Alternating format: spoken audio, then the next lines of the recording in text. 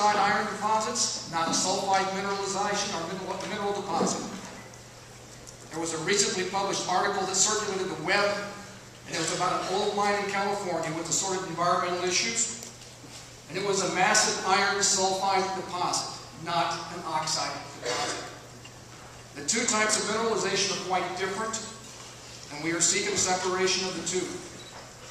This project is an oxide mineralization, and that is why we, GTAC, are here today, because we believe it can be done in an environmentally sound manner.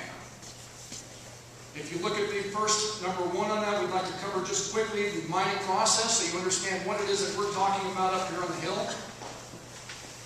Looking at the cross-section in the handouts, essentially the deposit is laying on the north side of a ridge. It's pitching down or dipping at about a 60-degree angle.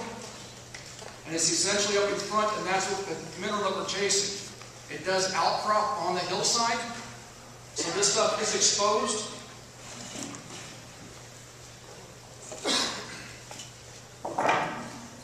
Some of the rocks that have been pushed out in front of you with magnets attached to them are actually pulled right from the surface that we've gone out and collected this summer.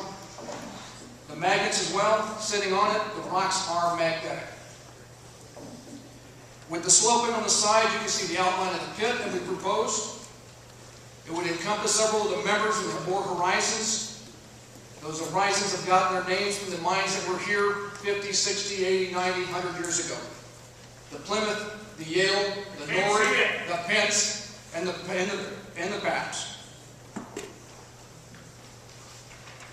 In the process of the mining, you essentially take the rock and you excavate it. You excavate it by drilling it, blasting it, and using large shovels. These drills, these shovels, these excavating equipments are all built right here in the state of Wisconsin. The next step is, once we get this rock out, is to crush it down so it's more manageable. Then it's ground up, and what that does is separate the iron from the silica sands that are in it.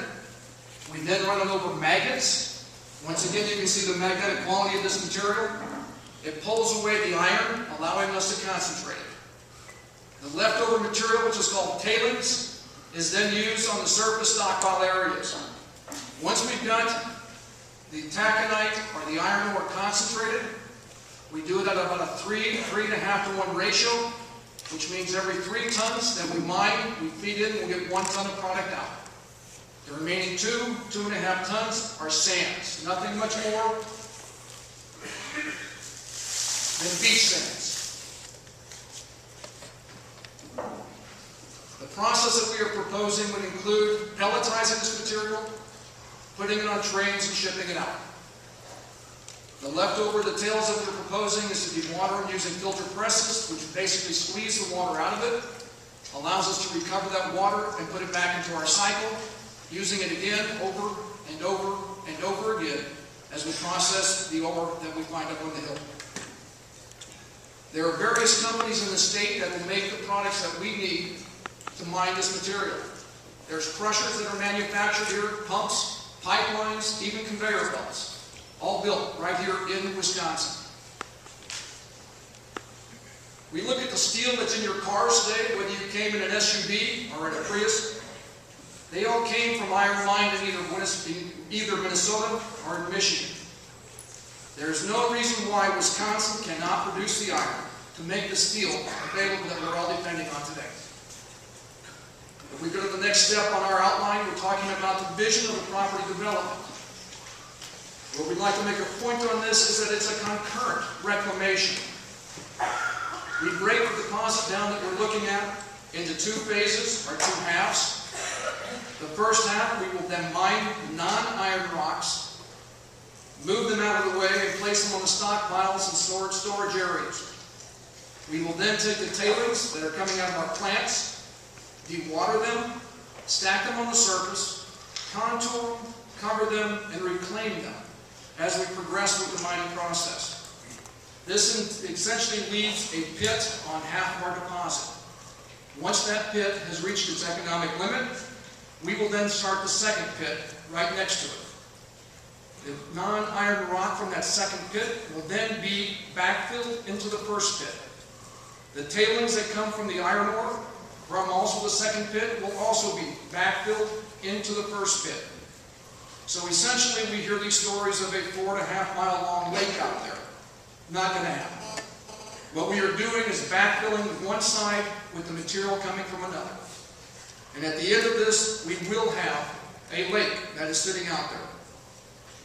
But the advantage of having this lake this early in the process is that we can plan for it before we even commence the mining. We can go into this with our mine designs, and we can generate littoral zones.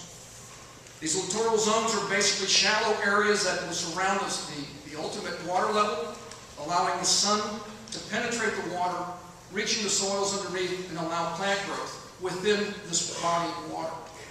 This is essentially the ecosystem that we'd be creating with our reclamation project. It's essentially a circle of life. The sun comes in, it creates a food chain for the smaller fish, who are in turn a food chain for the larger fish, who are in turn a food chain for the sportsmen and the fishermen in the area.